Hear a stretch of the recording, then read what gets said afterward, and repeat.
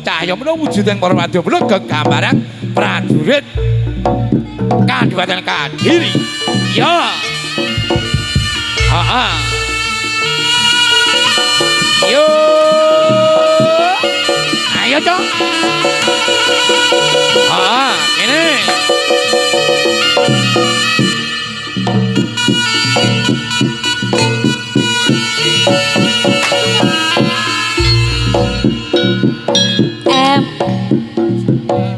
Ayo.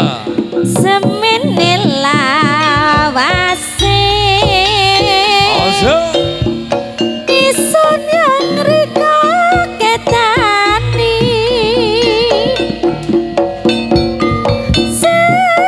Semono son imbangi. Kandhane rika kutyang nganing hati. Oika audio Raya ana masih sire senelas nono watesi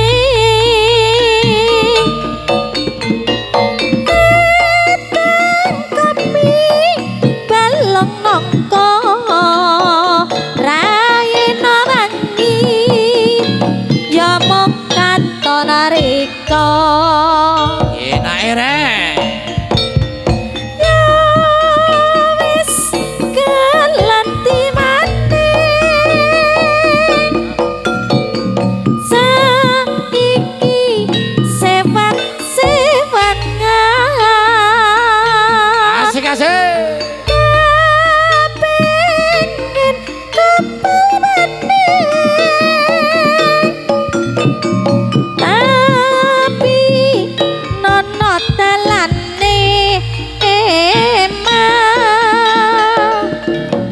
mendane yo yen senang ning ati ketemu ring dina muri kalang alit ning driji aja lali tumekan ning pati. Ayo le. Ya.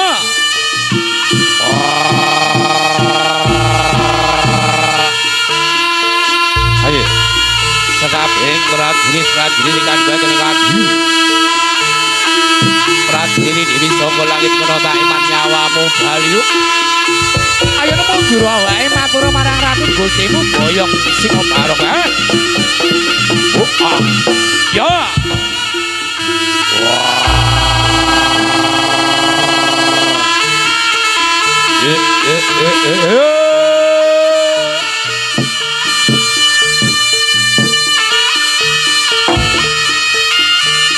Loh.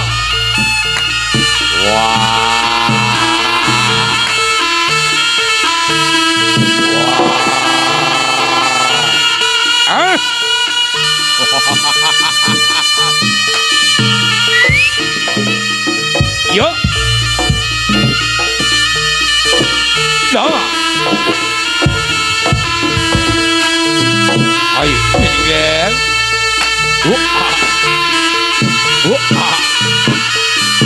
Ya, untuk kalau lah.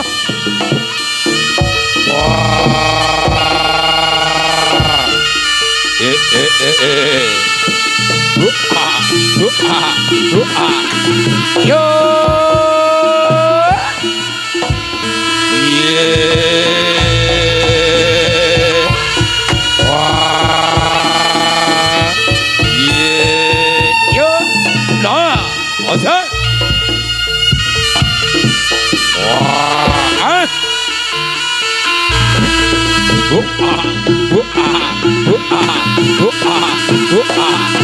Yo.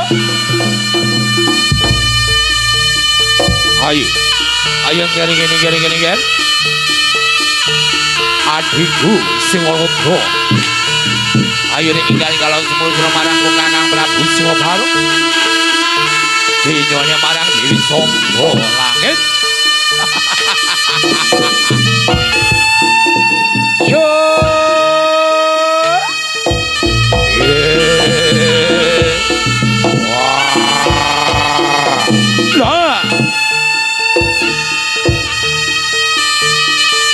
Ya.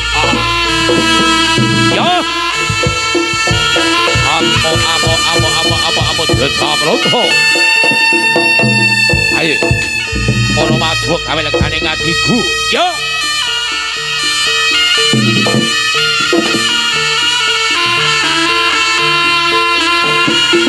Yo. Ya.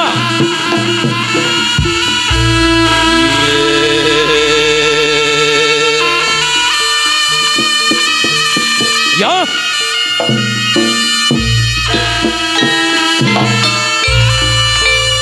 Ana kitu kang aromaksa ing wange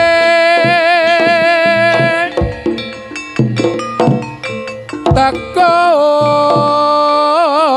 ayu luput ing lorong luput pilae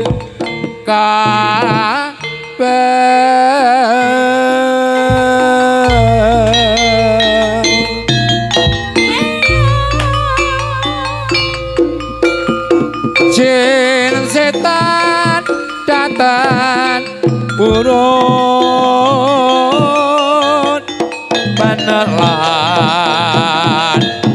alono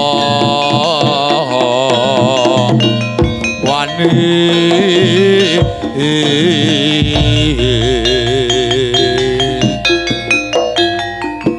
miwa panggawe Allah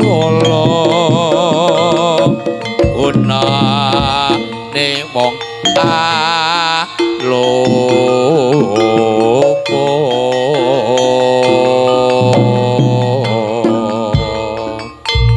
ayo sayo sing rukun ayo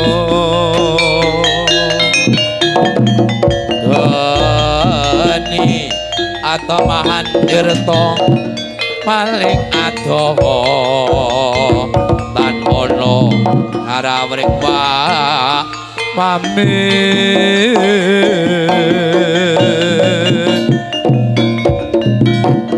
gunoto tupan sirno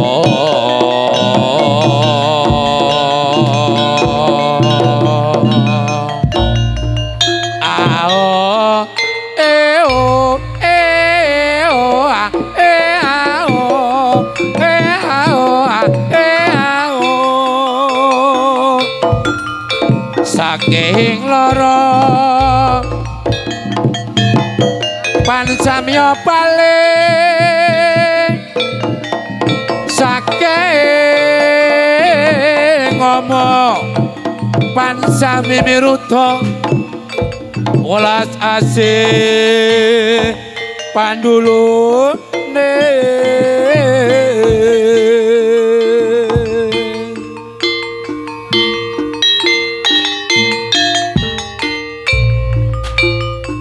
saking braja luput kadi kampung timbang wasi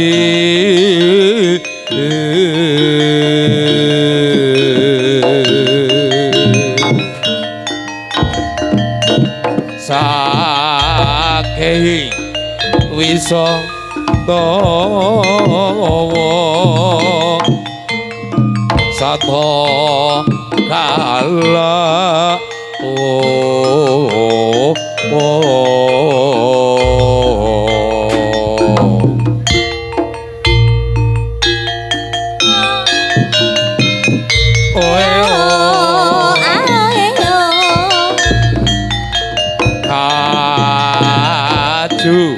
sing lemah sangareng song ing landahan woni wong lemah mireng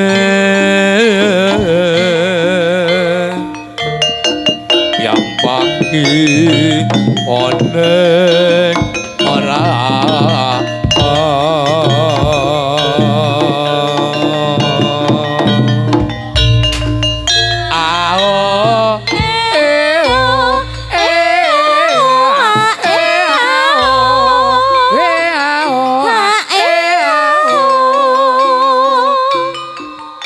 kupakane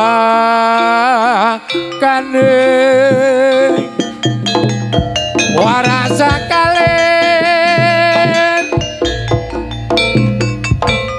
latihan menyang segoro asat temali rayu kabeh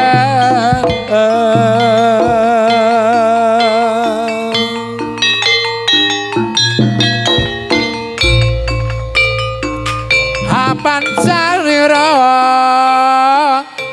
ayo pangidoran wido dari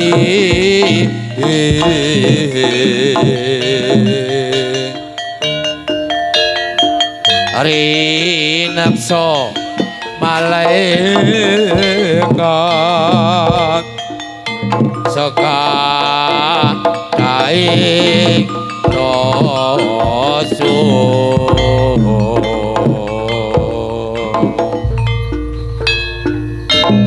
sing rukun heo ayo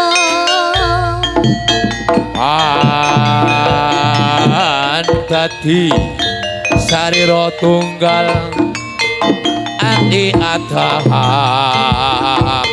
utekku bagindo isih pangucap guyon musa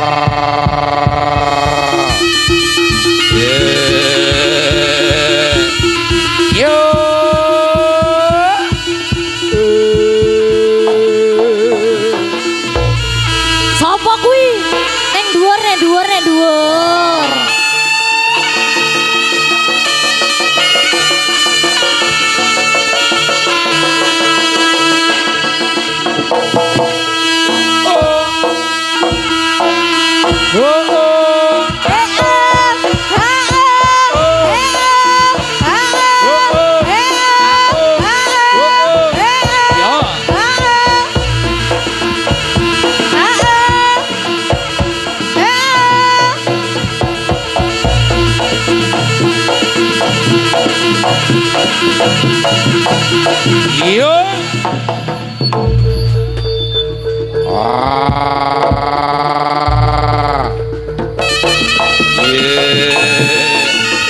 Ya.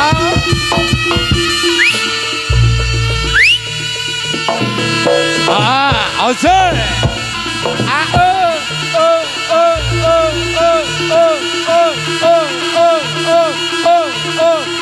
Ya.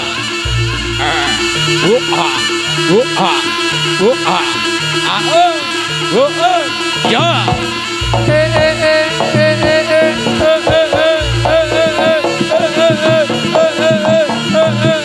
Ya.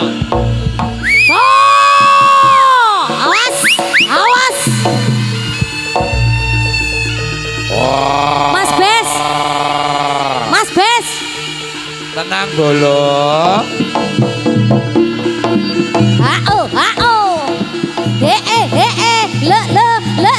Le to gentak jas.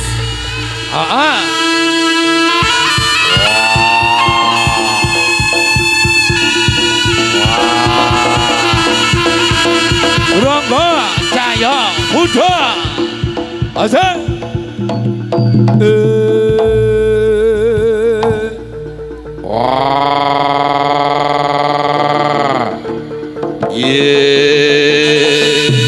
Asik.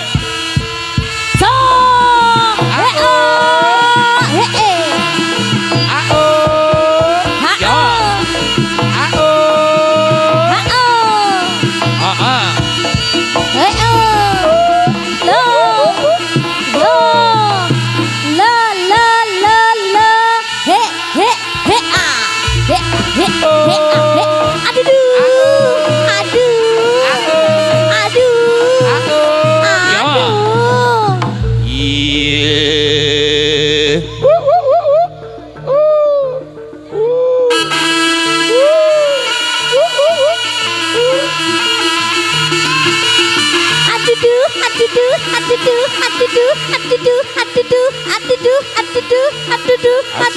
Asik, asik, husa, husa, asik, asik, husa, husa, husa, husa, husa, husa, husa. Ya.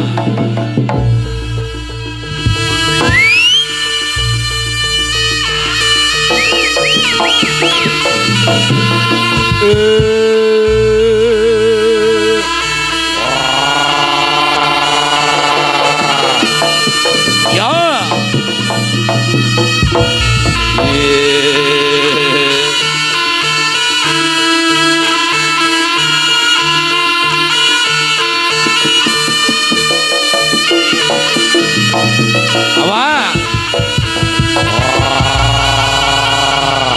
Yo.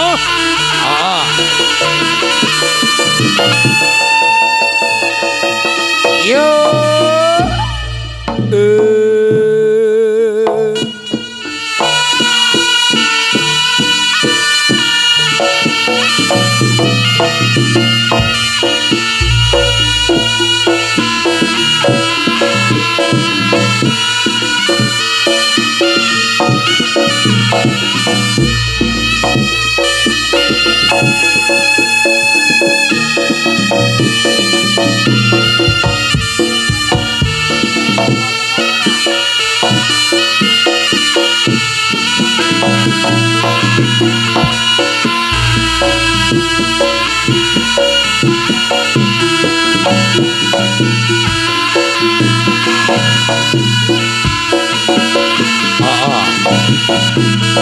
Saya menika Bapak. Ayane doa restune Sang Bapak ingkang kula suwun mugi para wadya kula. Ayo kene kesabaran parimondo.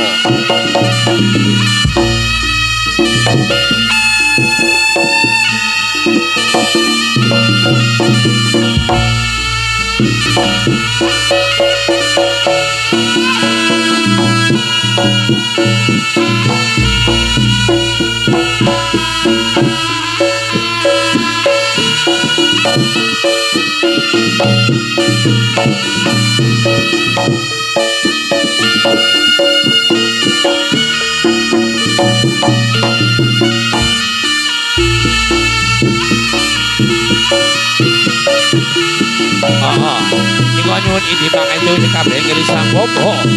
Durga Cahya Muda. Ayane mangan sapi.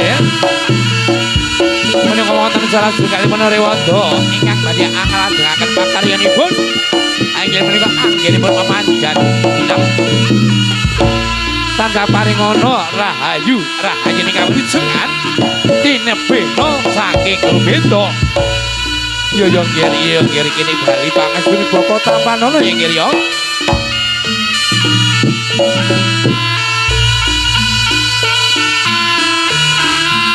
Biyen mula Papa Widila wis kandha tansah eling kodrate kang kuwasa padhep mantep manengkung srana agama prepi sama mayu ayune papono ngamujiku tanpa nono ya Gus. Warana Ayo warane ngono dasare anggonmu angayahi pakaryanan tansah karisa ing sambikala ya Gus. Ya ini bujeki wonten rencane men Gusti. Tansah minanggono rahayu. Rahayune kawilujengan. Amangke kanthi kairingan lelagon sangguriang. Gara-gara polahe para manungsa sami wuru kanugrahane Jawata gara-gara polahe para manungsa alam marga banjur nekane prahara gara-gara panungsa kang padha lali perang kadang rebut balong tanpa isi gara-gara manungsa kang padha lali Mangkono cipta mring yang maha suci.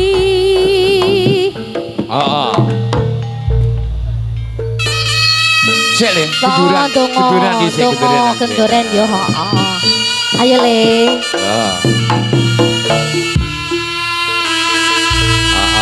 Nggih, nuwun. Dumateng panjenengan para bapa-bapa nggih, ugi panjenengan para padoblo kula aturi enggal jumeneng wonten sak palagan nggih. Menika wonten ingkang den wastani menika tumpeng pamungkas. Nggih. Menika para pembarong. Monggo kula aturi jumeneng pramila saking menika nggih. Nuwun dumateng panjenengan para pamirsa. Kula minangka talang atur sekabeh para padoblo turangga cahya muda. Wiwit injing ngantos wonten anggenipun peparing palipun dumateng panjenengan sedaya. Ing mbok bilih wonten kirang trep kirang pas mungguing panjenengan sedaya. Sekabehing para padoblo turangga cahya muda nyuwun agungi samudra pangasan. Iyane dasare kanthi kepranyata wonten sak tempon pangkan ingkang den wastani menika tumpeng pamungkas. Minangka sarana memuji wonten saking Gusti iyane pangajape punapa ingkang dados panyuwunipun risang bapa mungguing para wadyabala, para tamtama kajeng sakwingipun tansah minanggana rahayu, rahayuning kawilujengan. Tetep jaya-jaya salaminya kagem turangga cahya muda ugi pinaringna kelarisan. Ina ingkang den wastani risang bapa ingkang den wastani menika tumpeng pamungkas. Risang bapa ugi memuji wonten saking Gusti pangajape ayo kene wontenipun turangga cahya muda ingkang tansah dipun dukung kaliyan panjenenganipun Bapak Ibu ingkang anggadhahi usaha menika seblak Bojonggalak minanggana rahayune kawilujengan salajengipun mboten wonten alangan sambi kala menapa pinaringana lancar ugi ingkang tansah mendukung wontenipun cahya muda menika wonten inggih menika rumah makan Bu Titin ugi minanggana rahayuning kelarisan dasare uga wonten Irmila Laundry ingkang tansah mendukung wontenipun turangga cahya muda anggenipun pinasiang menika mugia tansah pinanggana rahayune kelarisan kepranyata risang bapa ugi memuji wonten saking Gusti lumantari tumpeng pamungkas minangkani pamungkas sing atur jangkepe pamungkas sing atur ayo kita iringi kanthi selawat punapa ingkang dados panyuwun risang bapa tansah kinabulana lah semoga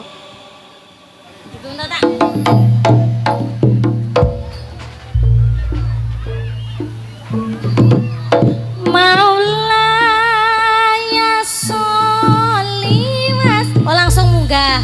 Heeh. Wena sangguriang lho. Nun Lah, dupa Pratondo. Kebayane? Heeh. Bukan tapir ora bakalan Gene ger. Nyuwono pamuji. sekabeh ngrisang bapa ya nggih. Du bapa. Doa restune sekabeh ngrisang bapa ingkang kula suwun. Kali soe sami kula anggenipun. Ngamontenaken pak ngayahi pakaryanipun bapa. Di bercinta oleh putra Sangguria Sakti.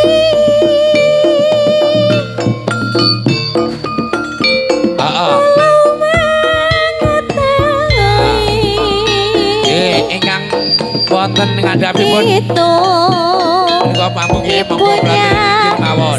sejati akan dapat berlari di gelap malam, diminta menyiapkan telaga dan perahu semalam. Non di timur pacar tiba sebelum waktunya. Sang Kuryang sang putra tak memenuhi janjinya.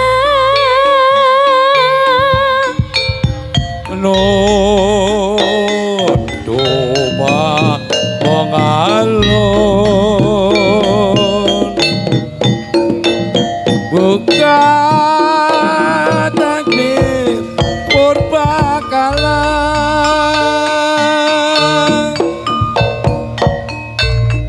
riwayat periangan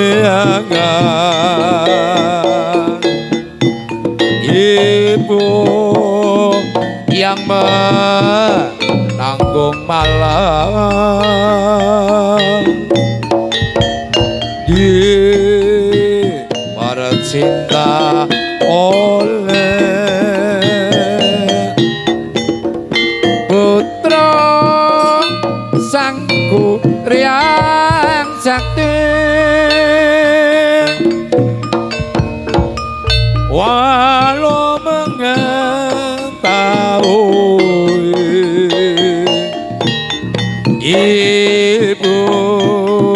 ibunya sejati,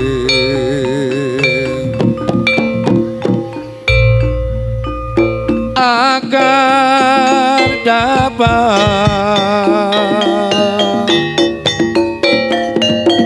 berlari di tengah malam,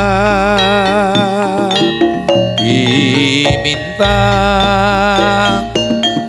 menyiapkan telaga dan perahu semalam.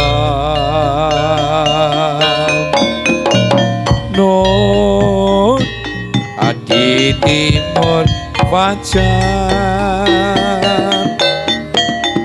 terbit sebelum waktunya. Sang Kuryang putranya tak menepati janjinya. Nun doba mengalun buka tapi purbakala riwayat periangan ibu yang menanggung malam di para cinta oleh sangkur yang sakti walau mengetahui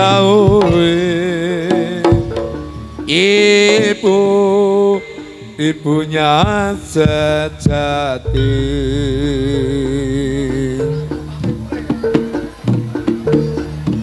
akan